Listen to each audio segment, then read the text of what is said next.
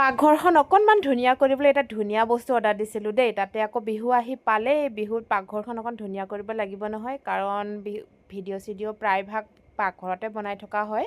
মই নিজেও চোৱা নাই, ভাবিলোঁ নিজেও চাওঁ, আপোনালোককো দেখুৱাওঁ বস্তুটোনো কেনেকুৱা আহিছে। যদি ভাল আহিছে ল'ব পাৰিব, ভাল আহিলে নহয়নে। আৰু খুলি আছোঁ, বৰ টাইটকৈ মানে হেৰি কৰা আছে। আৰু ভিডিঅ'টো মই ৰাতি কৰিছিলোঁ, মানে বস্তুটো অকল দেখামহে। এয়া মই এতিয়া খুলিলোঁ। এয়া এতিয়া মোৰ প্ৰায় খোলা হৈয়ে গ'ল, নোলাই দেখোন, বৰ টাইট। এয়া ওলাই গ'ল। বস্তুটো এইটোৱেই, মই মানে ৱালত লগাবলৈ ৱাল ষ্টিকাৰ অৰ্ডাৰ দিছিলোঁ, আহি পালে। কালাৰটো কেনেকুৱা লাগিছে বাৰু। এতিয়া মই গোটেইখিনি খুলি নেদেখাওঁ, মই আজি নলগাওঁ, কাইলৈহে মই ৱালত লগাম। লগালে দেখুৱাম আপোনালোকক ফাইনেল লুকটো, ঠিক আছে।